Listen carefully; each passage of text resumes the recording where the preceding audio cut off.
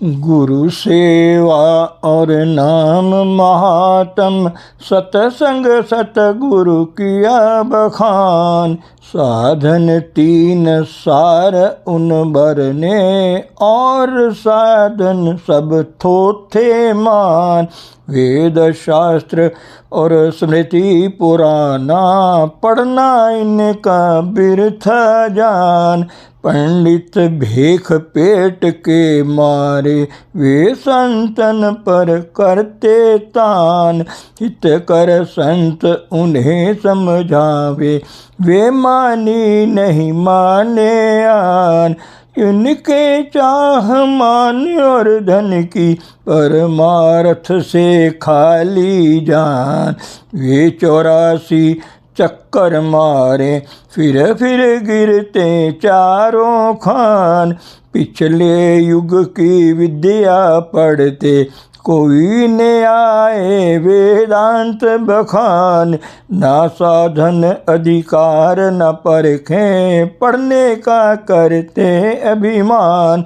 इस युग की विद्या नहीं पढ़ते, ताते उल्टे गिरे निदान।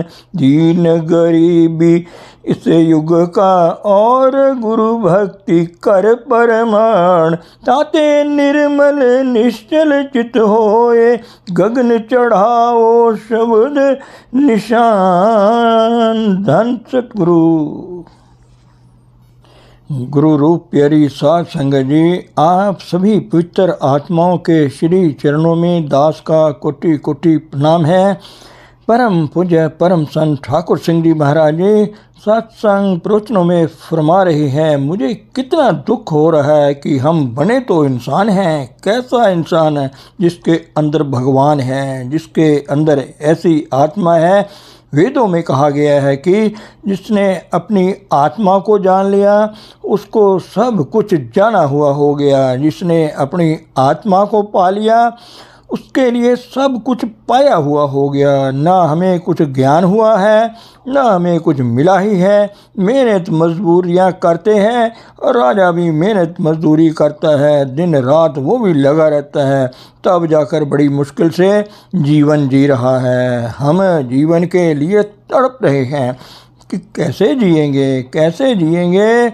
ऐशो इशरत का समान तो वो है ही नहीं, ना हो सकता है, और इसकी आशा करना ही महामूर्खता है। ये कर्म क्षेत्र है, भोग क्षेत्र नहीं है। ये फल मांगना नहीं है, किसी चीज़ का कर्म करना है। यहाँ बीज लो कर्म, उस कर्म का फल जो है आगे हमें मिलना है। जब हम इस शरीर को त्याग देंगे, जब हमारा कर्म खत्म हो जाएगा, पूर्ण हो जाएगा, और हो सकता है कि मरने से पहले हमारा कर्म पूरा हो जाए। वो कर्म क्या है? परमेश्वर की प्राप्ति करना। भई प्राप्त मानुख देहुरिया, गोविंद मिलन की एहो तेरी बरिया। बड़े लफ्ज़ों में लिख कर लगा लो, हे इंसान, तुझे परमेश्वर ने मनुष्य जीवन दिया है। आप कहेंगे हाँ, क्या ना कर दोगे? ना नहीं कर सकते, हाँ ही करनी पड़ेगी। मनुष्य शरीर दिया है तो फिर तेरा काम क्या है? परमेश्वर की प्राप्ति का यही एक साधन है, इसके बगैर और कोई जुनी नहीं है। देवी देवताओं को भी तू जुनी में आएगा, वहाँ भी ये काम नहीं कर सकेगा। ये इंसान का तुझे चोला दिया है, इसमें तुझे प्रारब्ध कर्म दे दिया है। तू ये फिक्र ना कर कि कहाँ से खाएगा, कहाँ से पिएगा, कहाँ रहेगा। मतलब है कि जब आपका बाप भेजता है कहीं, तो आपका सारा काम करता है। हफ्ता 2 हफ्ता आपने बाहर रहना है, सारे इंतज़ाम करता है कि कहाँ रहना है, किसके पास रहना है, क्या करना है, कहाँ खाना पीना है, कहाँ सोना है, सारा इंतज़ाम करता है वो। अगर नहीं करता, बाप तो वह बाप नहीं है, उसने अपना पूरा फर्ज अदा नहीं किया है। ऐसे ही परमेश्वर परमात्मा ने जब यहाँ इस संसार में हमें भेजा है, इस इंसान को तो शुरू से लेकर आखिर तक इसका पूरा इंतज़ाम कर दिया है। इसी को प्रारब्ध कर्म कहा जाता है। किसी ने अमीर रहना है, किसी ने गरीब रहना है, कब मिलना है, कब बिछुड़ना है, कब बीमार होना है, कब तंदुरुस्त होना है, क्या मिलना है, ऊंचा बढ़ना है, नीचा बढ़ना है और कब मरना है, ये सब लिखा हुआ है। ये मिटेगा नहीं। लिखो ना मिटे है सखी जो लिखया करतार। कितनी भी मेहनत कर लो, इससे ऊपर नहीं जा सकोगे। वो जो लिखा है उसके मुताबिक इंतज़ाम हुआ है। साथ ही ये राक्षस हैं या देवी देवता हैं लगे हुए हैं हमारे। जहाँ दुर्घटना होना तय है कराया जाता है, जहाँ आपका नुकसान होना है कराया जाता है, जहाँ बीमारी लगनी है लगाई जाती है। आपको जहाँ आपका फ़ायदा होना है फ़ायदा करने वाला होता है। आपके साथ के आपका फ़ायदा अवश्य होगा। भाव आपके ऊपर एक ऐसा इंतज़ाम है कि आप उससे बच नहीं सकते। तो इसको भी छोड़ दो। जैसा है सैल पत्थर मह जंत उपाय ताका रिजक आगे कर तरिया। मेरे माधो जी सत्संग मिले सो तरिया। तेरा काम क्या है? सत्य की संगत करना। तेरा एक ही काम है और काज तेरे किते न काम। मिल साध संगत भजे केवल नाम। कितना स्पष्ट कह दिया है, लेकिन हमने जो मना किया वो तो सारे काम किए। जो कहा इतने ज़ोरदार लफ्ज़ों में कहा कि ये कर, ये करना है तूने, अब उसके लिए समय नहीं है। बहुत सारे लोग हैं ऐसे बहाना बना देते हैं कि जी हमारे पास समय नहीं है भजन करने का, भजन करने को दिल ही नहीं करता, मन हरामी हुजता ढेर। मतलब है बहानेबाजी। बहानेबाजी सारी उम्र कर ली है, लेकिन इसका नुकसान किसको हुआ? चलो यदि लोगों को नुकसान होता है चलो कोई बात नहीं। यदि नुकसान ही अपना होना है बहानेबाजी करके, तो फिर बहानेबाजी का मतलब क्या हुआ? इसका फ़ायदा क्या हुआ? ये इंसान जो है पता नहीं क्या हुआ है इसको, पता नहीं क्या हो गया है इसको। ये ऐसा हो गया है, ये कभी हो सकता है। ऐसा पागल हो गया है और सबको पागल समझता है और अपने आप को कहता है कि मैं ही सबसे अक्लमंद हूँ, मुझे कौन अकल देने वाला है। जितना ज़्यादा पागल होता है उतना ज़्यादा अपने आप को अक्लमंद समझता है। लेकिन अकल कहाँ है? परमेश्वर में है। अकल तुम्हारी आत्मा में है। मन मूर्ख अजहू न समझत, सिख दय हारियो नीत। मन जो है, बुद्धि है, इसको अकल नहीं आ सकती, कभी नहीं आ सकती। ये अकल के लिए बने ही नहीं हैं। तो जब मन खड़ा हो, बुद्धि स्थिर हो और इंद्रियां दमन हो, हे अर्जुन, तब कहीं जाकर आत्मा का साक्षात्कार होता है। तो मतलब ये है कि दो चीज़ें हैं, उल्टी चीज़ें हैं। एक दिन है, एक रात है। एक हमारा दुश्मन है, जानलेवा दुश्मन है, दूसरा हमारा मित्र भी है। एक अमृत है, एक तरफ जहर है। जब जिसको हम जहर समझते हैं इसका ख्याल ही नहीं कोई नहीं अमृत का। अमृत कौरा बिखिया मीठी, साकत की विधि नैनो डिठी। तो आप तो नहीं इस श्रेणी में आ जाते, आप तो नहीं इस श्रेणी में आ जाते। नहीं जी, ऐसी बात नहीं है। लेकिन बात ये है कि जिससे फ़ायदा होना है आगे जाकर, बड़ी वडियाई या सच न्यायो। परमेश्वर की बड़ी बड़ाई ये भी है कि वहाँ न्याय हो जाता है। वहाँ दूध का दूध, पानी का पानी अलग करके दिखाया जाता है। अब तो दोनों को एक साथ जमा देते हैं, दूध और पानी को, कि हाँ जी दूध ही दूध है, पानी नहीं है। सब गुनाह करके सफ़ेद कपड़े पहनकर बन ठन कर हम आ जाते हैं कि जी हमारे जैसा भला मानस, हमारे जैसा शरीफ कौन है, हमारे जैसा ऊंचा कौन है, हमारे जैसा साधु संत महात्मा कौन है। लेकिन आगे जाकर पता चलता है, क्योंकि वह अंदर से देखता है। नंगा दोजक चलिया तां दिसे खरा डरावना, कर औगण पछोतावना।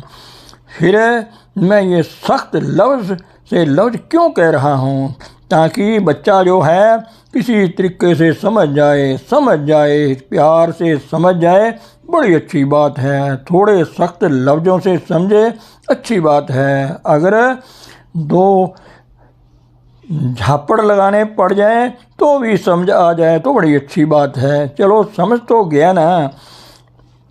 झापड़ का दुख तो मान लो घंटा 2 घंटे रह जाएगा ज़्यादा से ज़्यादा, लेकिन जो बेसमझी का दुख है यह लाखों युगों तक चलता रहेगा। फिर क्यों हम आत्मा हैं, हमने मरना तो नहीं है, मौत हमारी है नहीं, और यही एक जीवन है जिसमें हम अपना आप संवार सकते हैं, बना सकते हैं। हम दुखों का अंत कर सकते हैं, सुखों के भंडारों समुद्रों में छलांग लगा सकते हैं। मछली की तरह हम उस सुखों के सागर में, सहज सुख सागर में हम प्रवेश कर सकते हैं, आनंद ले सकते हैं। ये हमारा समय हमें सकारात्मक बना लें, इसको समझ लें। जाग ले रे मना जाग ले, कहाँ गाफल सोया, जो तन उपजया संग ही सो भी संग न होया। ये शिक्षा कब आप लोगे,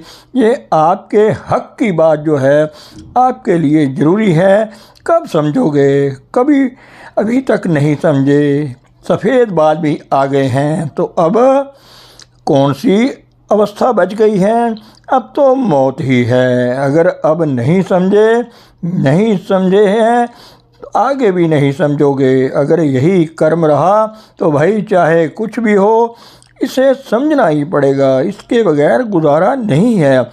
अगर सूर्य उदय होगा तभी आप उठोगे, अपना कुछ देखभाल करोगे, अपना काम करोगे। रात के अंधेरे में कोई कुछ नहीं कर सकता। अंधकार जो है ये अनहोद मौत के बराबर है। जितनी देर आपके अंदर प्रकाश नहीं होता, आत्मा रूप में नहीं जागते और मन को संवार नहीं लेते, मन को एक तरफ रख दो या नौकर बना लो इसको, उतनी देर किसी का जीवन नहीं बनेगा, कभी नहीं। दुखों का कारण बना रहता है।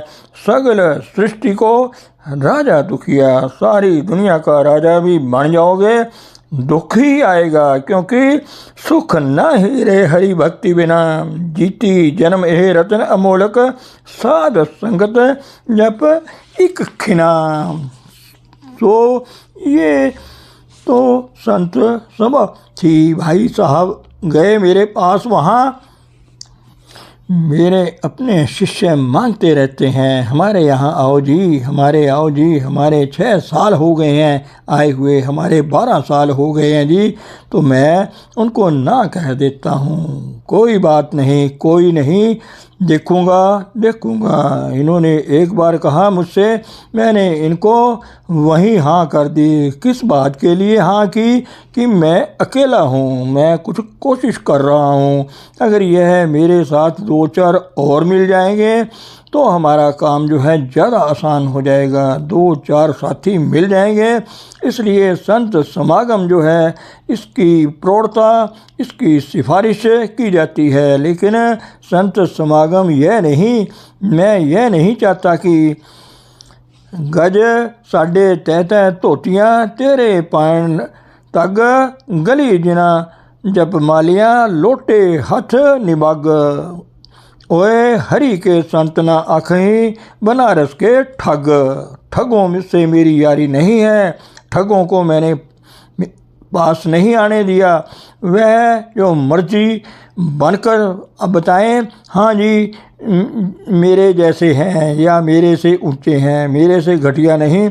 वह संत जो हैं मेरे जैसे और मेरे से ऊंचे हों, उनके चरण धो धो कर पीऊँगा, उनकी मैं इज्जत करूँगा, सत्कार करूँगा और मैं उनका साथी और मेरे साथी होंगे। हम संसार का कुछ भला कर सकेंगे।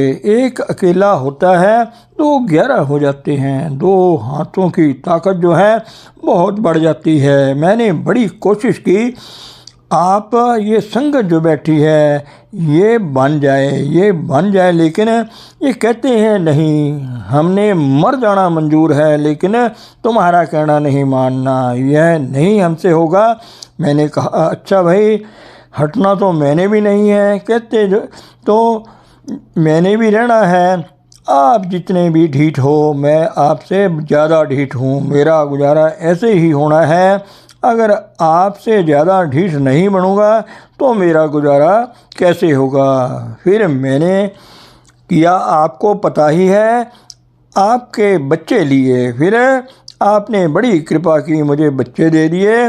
1200 बच्चा है। मुझे अब उनसे आस है कि मैं उनको ये महात्मा, ये साधु बना दूंगा जो कि मुझे चाहिए। इससे क्या होगा, राम संत मह भेद किछ नाही, एक जन कई मह लाख करोड़ी।